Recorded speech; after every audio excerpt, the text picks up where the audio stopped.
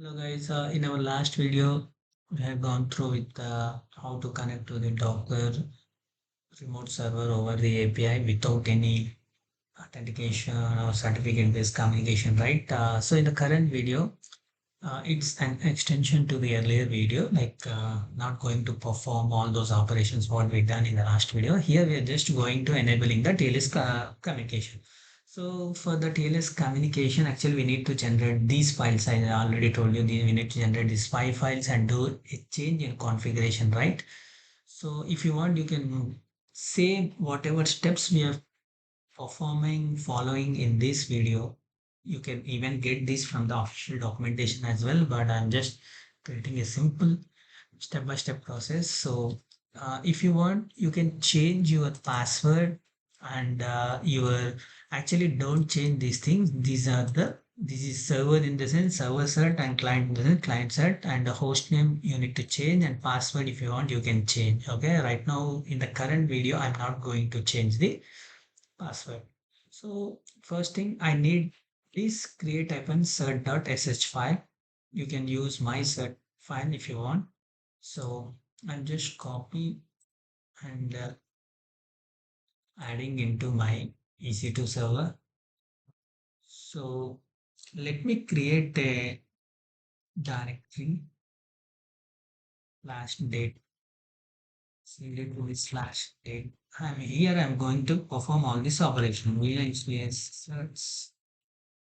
Whatever name we use here, just follow the same thing, like don't instead of getting confusion, we, we can use the same thing for easy copy paste.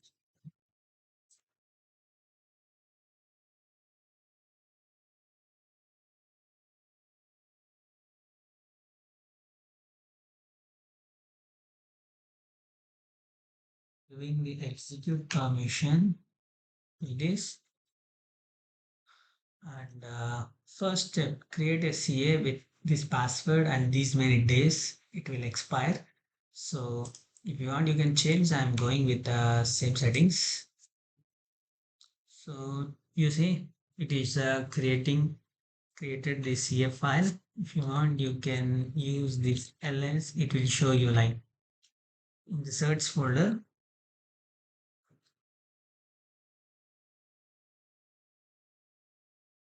You see, it created the CA.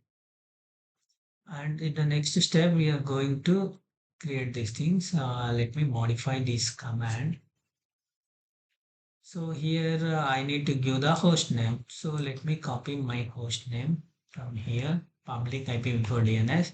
Actually, why DNS is required? Because we are generating certs on our DNS name, right? So that's why we need to give the DNS name for here. For this command to execute, it generated the same. Let me show you. It generated the server related keys. Now I need to generate the client keys. So I will copy paste the same command. So now we are able to see the server set and the server key got generated. Now I need to execute this third command. It will generate the client related. So let me less. Now you're able to see this, right? Server, client, all those things.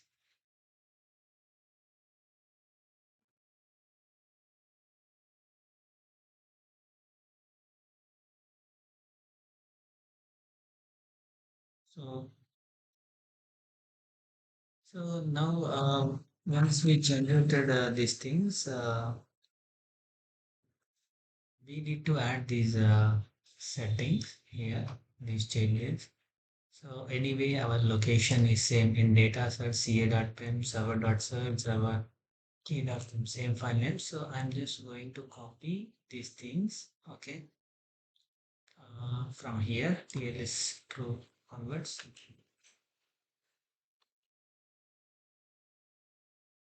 So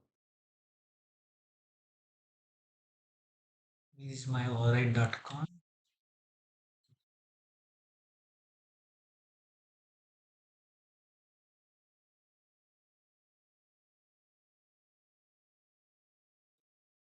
the end, you're going to append this thing.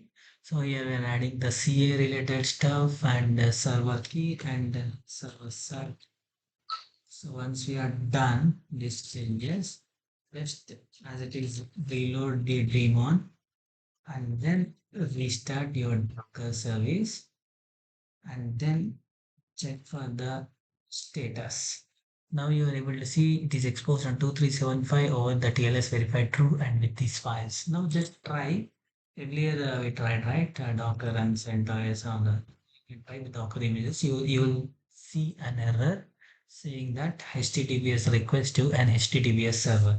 So now if you want to run these commands over here, we need to use our whatever I generated the client keys, right?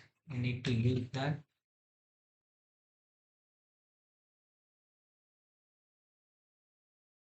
I need to use that, and with that, I am able to connect. So in our next steps, we need to copy our this client key and the client cert and our CA file into my local. So I just already copied CA, PEM, cert, and key. I just renamed these things, right? Don't get confused. Here it is client, test client, all these things, right? I just simply named it as just key.pem, cert.pem, ca.pem. So I just downloaded these files, ca.pem, client test, client things into my local. You can use SFTP or else you can directly copy paste these things. And now in our very next step, what you need to do is actually I tried SFTP to download. So if you want, you can also use the same thing. So in our very next step, we need to execute the same command what we did earlier, like this thing, and give a try. You will get an error. Why? Because here we didn't added any client or anything as expected. HTTP request to HTTP server, and here one thing you need to remember, I'm passing these CA files and these things from the same location where I place this certificate. So directly I'm running this command. You see right now I'm in this folder. Lead to the search. In the search folder, I have these certificates. You see users, play search, you have these certificates. So directly I'm executing my command. And one more change is here in the host name, you are going to use the DNS name only. IP won't work because this is a certificate based communication. So we need to give the DNS name only. I mean to say the host name only, DNS host name only. Why? Because we generated certs with this thing only. That's why we need to pass this thing. And I just passed my CA file, client key, and the client cert with the host, and just I type Docker images. You see now I'm able to see the images. Same ES minus A. You see the one we created a few minutes back, right? And even if you want, you can use Docker, right? Docker.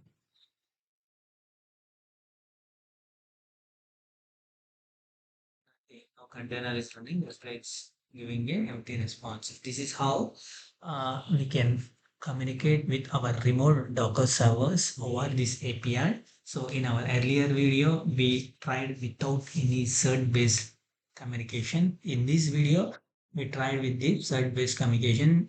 Uh, you see, I expose my Docker API to the entire world on 000, right? Anyone in the world, they can able to access with my public IP. Now, I have this client related search, so I'm only able to perform this operation. Others, even my Docker API exposed also, they can't do any operations on my Docker server. This is how we can secure our Docker API.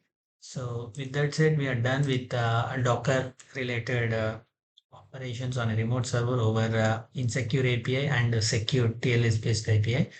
That's it, guys.